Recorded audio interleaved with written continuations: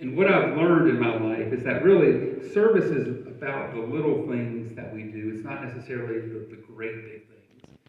So a couple of years ago, I was traveling a lot with my job at USDA, and I had a speech on the West Coast. And if you've traveled, we've all had days where you would have been better off just staying in bed. Like nothing went right.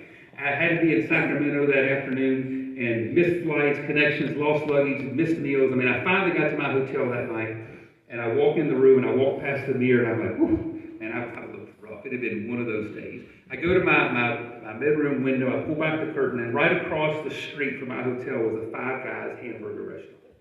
And we've all been to Five Guys, right? If you haven't, you haven't really lived. I mean, it's like the best greasy cheeseburgers on the entire planet. And I was a mess. I looked rough. I was exhausted, but I was not going to miss a chance to get a Five Guys burger. So I go across the street. I walk in. I walk up to the counter. There's a young man, maybe 16, 17 years old, and he's smiling at me.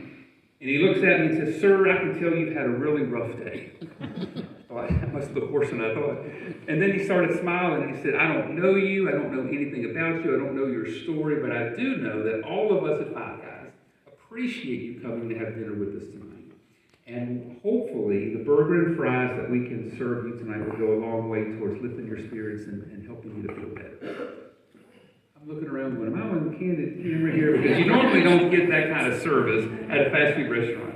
This interaction that I had with this young man lasted 30 seconds. It didn't cost anything. It didn't really require a lot of effort on his part. But I can say when I sat down to eat that burger, I truly, truly felt like I was the most valuable customer at Five Guys that night. It really made a difference.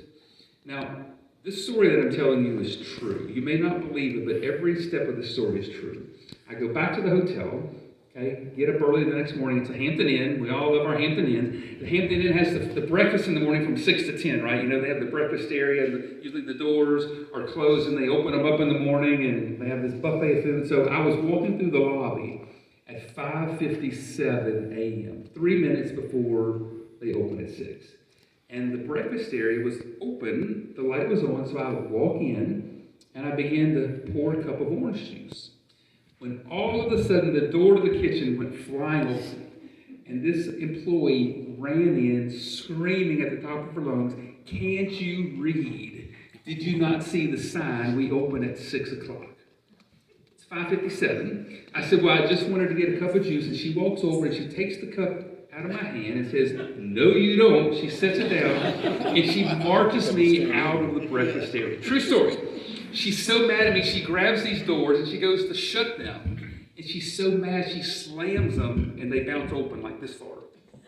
I'm standing here outside of the breakfast area and she's on the other side and we're looking at each other through the 6-inch crack for 3 minutes.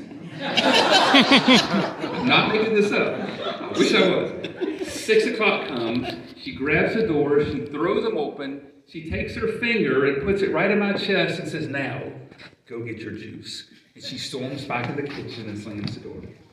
She must have had a rough day. Not lying. Now, needless to say, this experience, did not make me feel like I was the most valuable customer at the Hampton Inn. In fact, if I was being honest, it downright made me mad. You know, sometimes we have just horrible customer service, and it really just wrecks our attitude. And it was probably 3 or 4 o'clock that afternoon before I was finally just kind of shaking it and just getting back to my normal self. But that was 2 years ago. When I think about that moment now, if I could go back in time and find Mr. Happy Five Guys and Miss Crazy Orange Juice Woman, if I could find those two people, I'm willing to bet a $100 bill that neither one of them would even remember who I was. But I remember them. And over the last couple of years, I've told that story 100 times because the interactions that we have with people matter. We have interactions with people every single day, as brief as they may be, and they matter. You never know what someone is going through, what mood they're in. Mental health is a tremendous crisis across our society, and it doesn't cost anything to be nice.